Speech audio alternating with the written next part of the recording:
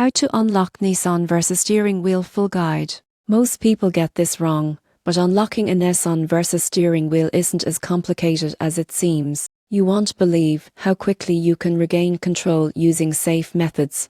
First, check if the steering wheel is locked due to the ignition. Insert the key and gently turn the wheel left or right while turning the key in the ignition. The lock should disengage with minimal force. Avoid yanking or applying excessive pressure to prevent key or lock damage. If the key method fails, inspect the steering column for the tilt lock mechanism. Adjust the tilt lever fully up or down, then try turning the key again. Sometimes the wheel locks due to misalignment, and this simple adjustment releases it. For electronic steering locks, a dead battery may cause issues. Jump-start the car or connect a charged battery to restore power, which can unlock the wheel automatically. If none of these steps work, professional locksmith services can safely disengage the steering lock without damaging the column. Avoid die drilling or prying, as this may cause expensive repairs. In conclusion, unlocking a Nissan Versa steering wheel involves gently maneuvering the key, adjusting the tilt mechanism, ensuring battery power, or using professional assistance.